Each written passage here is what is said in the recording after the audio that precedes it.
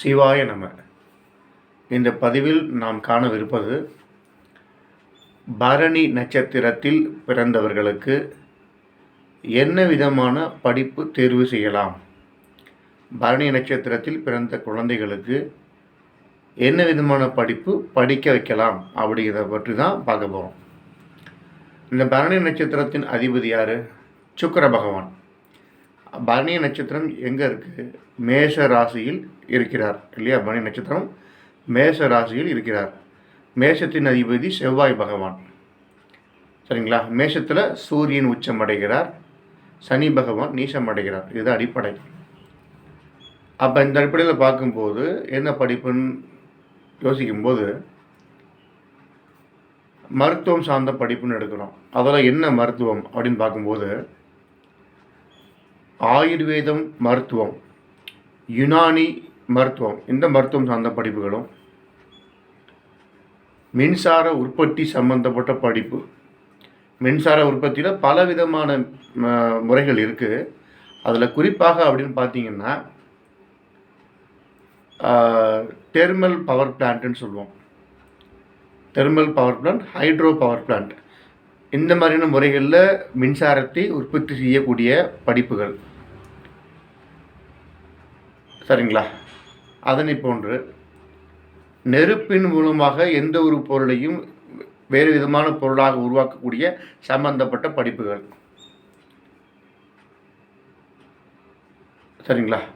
அதே மாதிரி ஐடிஐயில் எடுத்துக்கிட்டிங்கன்னா ஷீட் மெட்டலில் ஒரு படிப்பு இருக்குது. அந்த அளவுகோல் மூலமாக எந்த ஒரு பொருளையும் வெவ்வேறு பொருளாக உருவாக்கக்கூடிய படிப்பில் ஐடிஐயில் ஷீட் மெட்டல்னு ஒரு படிப்பு இருக்குது. அந்த படிப்பு படிக்க வைக்கலாம். இதே போன்று பேங்க் செக்டரில் ஜுவல் செக்ஷன் இருக்கும் இல்லையா?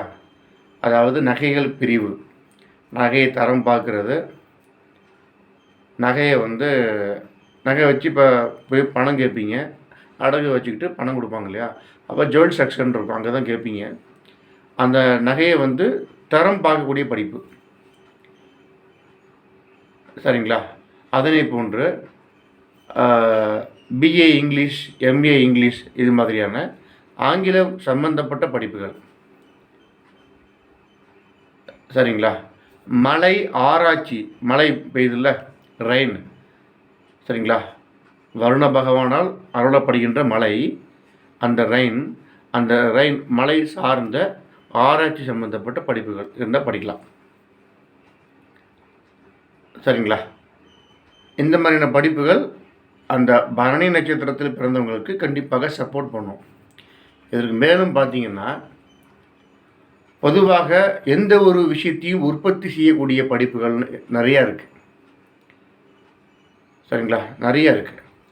இப்போ அக்ரிகல்ச்சரில் பார்த்தீங்கன்னா விவசாயம் சம்மந்தப்பட்டதில் உணவு உற்பத்தி பண்ணுறோம், அது பொதுவானது. ஆனால் அந்த உணவு உற்பத்திக்கு தேவையான விதைகள் சார்ந்த ஆராய்ச்சி, மண்வளம் சார்ந்தது. அந்த விவசாயத்துக்கு தேவையான மண்வளம் ரொம்ப முக்கியம் இல்லையா? ஸோ அந்த மண்வளம் சம்மந்தப்பட்ட ஆராய்ச்சி. அதே மாதிரி இந்த பூமியினுடைய அட்சரேகை, தீர்க்கரேகை சம்மந்தப்பட்ட ஆராய்ச்சி சம்மந்தப்பட்ட படிப்புகள், இது எல்லாமே இந்த பரணி நட்சத்திர சம்மந்தப்பட்டவங்களுக்கு கண்டிப்பாக பொருந்தும்னு சொல்லலாம். மீண்டும் அடுத்த பதிவு சந்திக்கலாம். நன்றி, வணக்கம்.